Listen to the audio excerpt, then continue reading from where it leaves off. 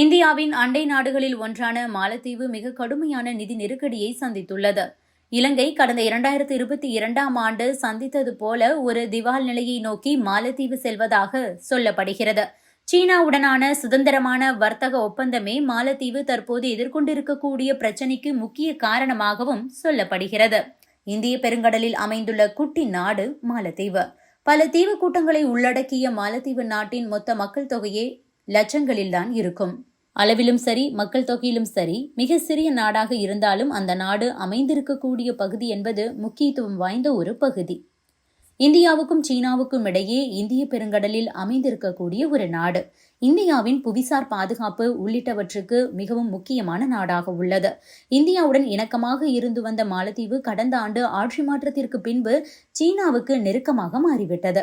மாலத்தீவை வளைத்து போட்டு தங்கள் கட்டுப்பாட்டில் வைத்துக் கொள்ள திட்டமிட்டு அந்த நாட்டிற்கு அதிக அளவு கடன்களை வழங்கி மாலத்தீவில் பல்வேறு திட்டங்களையும் முன்னெடுத்திருக்கிறது சீனா. மாலத்தீவை பொறுத்தவரை அந்த நாட்டிற்கு முக்கிய வருவாய் ஆதாரமே சுற்றுலாதான். கொரோனா பெருந்தொற்றுக்கு பிறகு சுற்றுலா பயணிகள் அங்கு வெகுவாக வீழ்ச்சியை சந்தித்ததால் மாலத்தீவு நாடு கடுமையான நிதி நெருக்கடியை சந்தித்து வருகிறது. இதனால் கடுமையான கடன் நெருக்கடியில் தற்போது மாலத்தீவு உள்ளது. அந்த நாட்டின் அந்நிய செலாவணி இருப்பும் வெகுவாக குறைந்து வருவதால் என்ன செய்வது என்று விழிப்புதுங்கிக் கொண்டிருக்கிறது அந்த நாடு. கடந்த 2022ஆம் ஆண்டு இலங்கை எப்படி பொருளாதார நெருக்கடியை சந்தித்ததோ அதே போன்றதொரு பொருளாதார நெருக்கடி நிலைக்கு மாலத்தீவும் சென்று கொண்டிருப்பதாக சர்வதேச அரசியல் நோக்கர்கள் கூறுகிறார்கள். மாலத்தீவின் தற்போதைய வெளிநாட்டு கடன் $3.4 பில்லியன் உள்ளது. பெரும்பாலும் இந்த கடன்களை இந்தியா மற்றும் சீனாவிடமே மாலத்தீவு வாங்கியிருக்கிறது. கடன் நெருக்கடிகளை சமாளிக்க சுற்றுலா பயணிகளுக்கான வரி உயர்வு, சம்பள குறைப்பு, அரசு நிறுவனங்களுக்கு சொந்தமான பங்குகளை விற்பனை செய்வது போன்ற செயல்களில் ஈடுபட்டாலும் கூட நிதி நெருக்கடியிலிருந்து மீள இது போதுமானதாக இல்லை.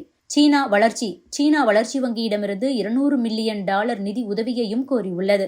அதேபோல சீனாவிடம் கடனை செலுத்திவிட்டு மீண்டும் பெறவும் திட்டமிட்டு உதவி கோரியிருக்கிறது.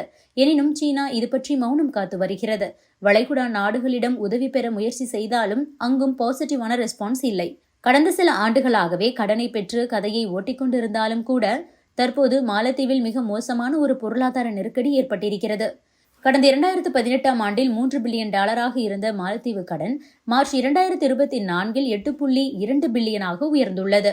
இதே நிலை நீடித்தால் 2029ஆம் ஆண்டுக்குள் மாலத்தீவு கடன் $11 பில்லியனை தாண்டும் என மதிப்பிடப்பட்டுள்ளது.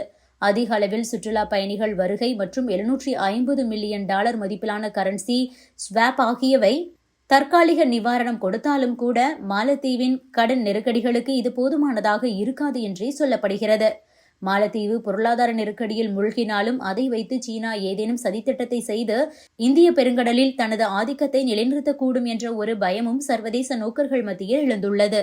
இதனால் அடுத்தடுத்து மாலத்தீவில் என்ன நடக்கப் போகிறது என்றும் இந்த விவகாரத்தை இந்தியா எப்படி கையாளும் என்பதை நாம் பொறுத்திருந்துதான் பார்க்க வேண்டும்.